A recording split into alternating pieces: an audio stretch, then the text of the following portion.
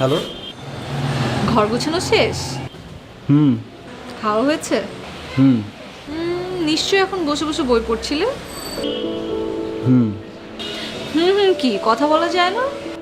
Little words are the কি of expressing deep emotions. হয়েছে হয়েছে, থাক আর লেকচার দিতে হবে না। তোমার বাবা এসেছে?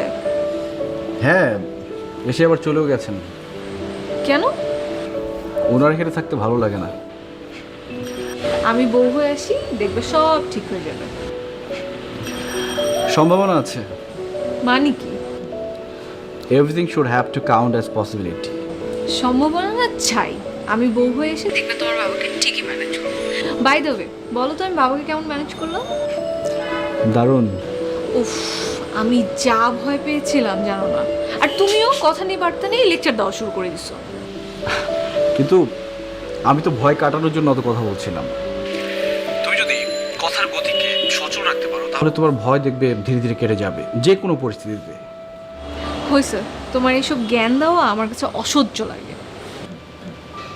কি করব বলো, জ্ঞান ছাড়া যে দান করার মতো আমার আর কিছুই নেই।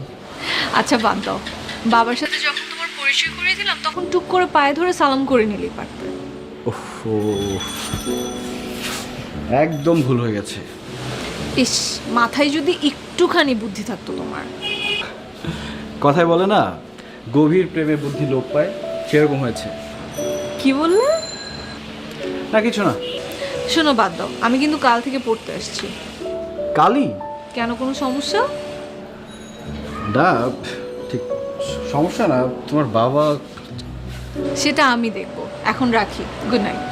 Good night.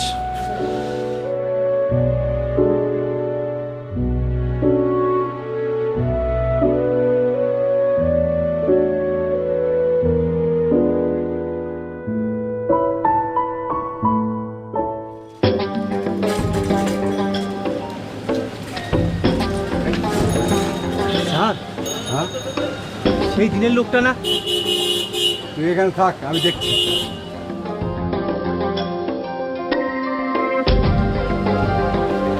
আজিম, হ্যাঁ আজিম, এই এই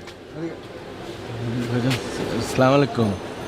ওয়ালাইকুম আসসালাম। তুই ঢাকায় কবে? হ্যাঁ, অনেক দিন। তুমি মানে আপনি ভাইজান কেমন আছেন? আমি আছি মোটামুটি ভালোই। তা সেদিন তুই আমার সঙ্গে কথা না বলে চলে গেলি কেন? না ভাইজান, আমি এই অবস্থা আপনি আপনার সামনে আসলে আসতে লজ্জা পাচ্ছিলাম ভাইজান। জানিস, তোকে কত জায়গায় খোঁজ করেছি, কেউ তোর খোঁজ খবর দিতে পারেনি। কি করে পাবে ভাইজান? আমি তো ঠিকানাবিহীন মানুষ, তাই আমার খোঁজ কেউ জানে না। চল আমার বাড়িতে চল। ভাইজান আজকে না, আমার অনেক কাজ আছে তো, আজকে না আসি ভাইজান। সালাম। এই শোন না, এই আজিম, এই